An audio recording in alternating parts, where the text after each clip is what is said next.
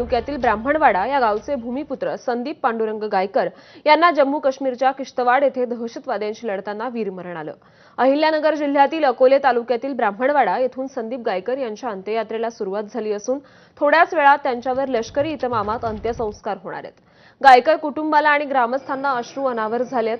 आपल्या सुपुत्रानं भारत मातेच्या रक्षणासाठी दहशतवाद्यांशी लढताना हौतात्म्य पत्करलं याचा अभिमान देखील ग्रामस्थांनी बोलून दाखवला।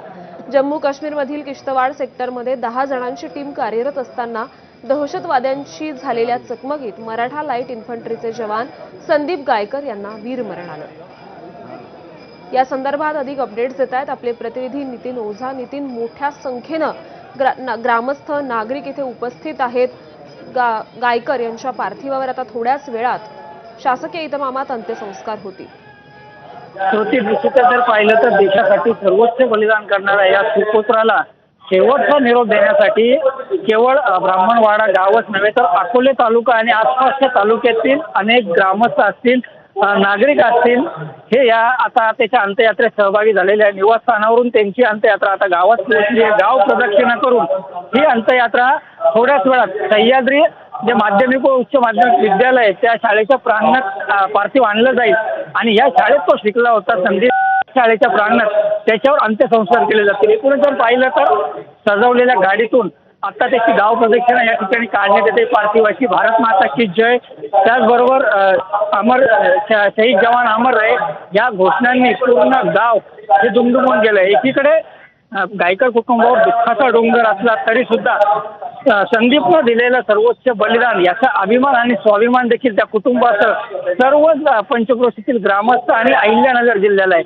पालकमंत्री जे आहेत अहिल्यानगरचे राधाकृष्ण विखे पाटील हे शासनाच्या वतीने या ठिकाणी त्याच्या अंत्यविधीसाठी आहेत। त्याचबरोबर जिल्हाधिकारी असतील आणि सैन्य दलातले जे वरिष्ठ अधिकारी ते देखील आता या ठिकाणी शाळेच्या प्रांगणात पोहोचलेत आणि थोड्याच वेळात सह्याद्री महाविद्यालयाच्या प्रांगणात संदीपवर अंत्यसंस्कार लष्करी इतमामात केले जातील। श्रुती, हो नितीन, आपण पाहतोय की अत्यंत हृदय हेलावून टाकणारी दृश्य आहेत।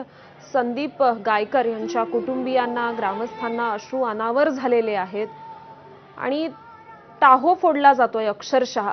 काय कौटुंबिक पार्श्वभूमी आहे संदीप गायकरांची? साधारण कुटुंबातील हा संदीप होता। त्याचे आई वडील ही स्वतःची थोडी शेती होती, त्या एकत्रित कुटुंब आहे। मात्र बाहेर मोलमजुरी करून त्यांनी संदीपचं शिक्षण केलं। 12वी पर्यंतचं शिक्षण झाल्यानंतर संदीपला सैन्यात किंवा पोलीस दलात जाण्याची इच्छा होती। त्या पद्धतीनं 12वी नंतर त्यांनी पुढील पुण्यात जाऊन सैन्यात भरती झाला। 2014 मध्ये संदीप हा सैन्यात भरती झाला होता। आज जर विचार केला तर आई वडिलांचा एकुलता एक असलेला संदीप त्यांच्यातून निघून गेला। देशासाठी त्यांनी सर्वोच्च बलिदान दिलंय। आता संदीपच्या पाठीमागे आई वडील असतील, पत्नी असतील, एक 1.5 वर्षाचा लहानसा मुलगा असा परिवार आहे। नेमकं या कुटुंबावर खूप मोठा हा आघात असला तरी सुद्धा त्यांनी दिलेलं देशासाठीचं सर्वोच्च बलिदान पाहता त्याचा अभिमान देखील या कुटुंबासह सर्वांनाच आहे। श्रुती, नितीन, आपण पाहतोय या अंत्ययात्रेमध्ये काही विद्यार्थी देखील सहभागी झालेले दिसत आहेत। कोण कोण सहभागी झालाय या अंत्ययात्रेत आणि भावना काय आहेत तिथल्या? निश्चितच जर पाहिलं तर या अंत्ययात्रेमध्ये केवळ ब्राह्मणवाडा गावातील शाळा नव्हे तर आसपास पंचक्रोशीतील जितक्या शाळा आहेत त्या सगळ्या शाळेतील विद्यार्थी हे या अंत्ययात्रेत सहभागी झाले। त्याचबरोबर विद्यमान आमदार असतील, माजी आमदार असतील, पालकमंत्री असतील, हे सगळे त्याच्या अंत्यविधीसाठी या ठिकाणी आलेले आहेत। याचबरोबर जे ग्रामस्थ सहभागी झाले त्यात अनेक जण त्याच्या गावातील जे ग्रामस्थ आहेत त्यांचे सुद्धा अश्रू अनावर झाले, कारण त्यांनी संदीपला लहानचं मोठं होताना या गावात पाहिलंय आणि आज त्या संदीपला अशा पद्धतीनं निरोप देण्याची वेळ या ग्रामस्थांना आली। जे वयोवृद्ध या गावातले ग्रामस्थ श्रुती त्यांच्या जर भावना पाहिल्या तर त्यांना बोलताना देखील अश्रू अनावर होतात। त्यामुळे कुठेतरी एक भावपूर्ण असं वातावरण अत्यंत शांत झालेलं आहे या ठिकाणी। एकीकडे दुःखाचं सावट आणि दुसरीकडे अभिमान, अशा परिस्थितीत आता ही अंत्ययात्रा गाव प्रदक्षिणा करते। ती अंत्ययात्रा गाव प्रदक्षिणा करून सह्याद्री विद्यालयाच्या प्रांगणात पुढच्या काही मिनिटात पोहोचेल आणि त्या ठिकाणी लष्करी इतमामात संदीपला अखेरचा निरोप देण्यात येईल। श्रुती, बरोबर। नितीन, आपण पाहिलं तर संदीप गायकरांचं हे बलिदान देशासाठी सर्वोच्च आहे। किश्तवाडमध्ये जी चकमक झाली त्यामध्ये त्यांना वीरमरण आलं। किश्तवाडमध्ये नेमकं काय घडलं, ती चकमक कशी झाली? गुरुवारी पहाटेच्या सुमारास किश्तवाड सेक्टरमध्ये काही अतिरेकी लपलेले असल्याची माहिती महाराष्ट्र बटालियनला मराठा बटालियनला मिळाली होती. त्यानंतर संदीपसह त्याच्या 10 जणांची टीम सर्च ऑपरेशन त्यांनी सुरू केलं. पहाटे 2 ते 5च्या दरम्यान हे सर्च ऑपरेशन सुरू असताना 2 दहशतवाद्यांना या टीमनं कंठस्नान देखील घातलं. मात्र काळोख असताना अंधारात एका अतिरेक्याच्या गोळीत संदीप धारातीर्थी पडला, शहीद झाला. एकूणच जर पाहिलं तर अत्यंत गेल्या काही दिवसांपासून जम्मू काश्मीरच्या अनेक भागात सर्च ऑपरेशन केलं जातं, दहशतवाद्यांचा शोध घेतला जातो आणि हा शोध घेत असतानाच या ठिकाणी संदीपला वीरमरण आलंय. मात्र ते वीरमरण येण्यापूर्वी यांच्या टीमने 2 दहशतवाद्यांना कंठस्नान देखील घातलं होतं. श्रुती. हो नितीन, आपण पाहिलं ऑपरेशन सिंदूर भारतानं राबवल्यानंतर देखील भारत पाकिस्तानमध्ये असलेली चकमक, दहशतवाद्यांसोबत असलेल्या चकमकी सुरूच आहेत आणि त्यामध्ये भारतीय जवानांना वीरमरण येणं, त्यांनी शहीद होणं ही जेवढी दुःखाची याला पार्श्वभूमी आहे, दुःखाची किनार आहे, पण त्याचबरोबर ग्रामस्थांमध्ये एक अभिमानाची देखील भावना आहे.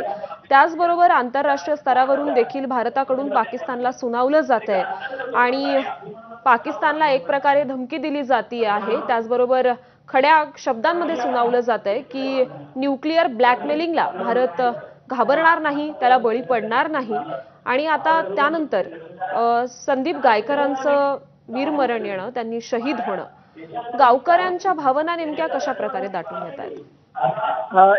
श्रुती, अत्यंत अश्रू अनावर आहे. तिथं असलेल्या या ब्राह्मणवाडा गावातील प्रत्येक जणांच्या भावना अत्यंत तीव्र आहेत. एकीकडे पाकिस्तानविषयीचा राग आहे, त्यात संदीपने जे बलिदान दिलंय त्याचा अभिमान आहे.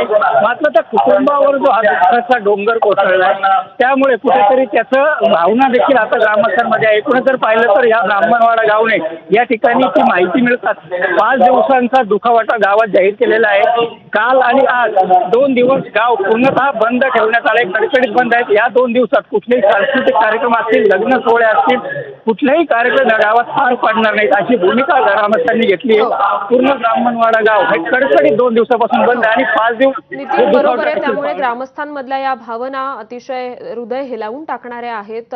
या संदर्भातले अपडेट्स आम्ही वेळोवेळी जाणून घेतच राहू. तुर्तास धन्यवाद आपण दिलेल्या या माहितीसाठी. आणि आता पुढची एक महत्त्वाची बातमी बघूया. नीती आयोगाच्या गव्हर्निंग काउन्सिलची 10वी बैठक आज होणार आहे. पंतप्रधान नरेंद्र मोदींच्या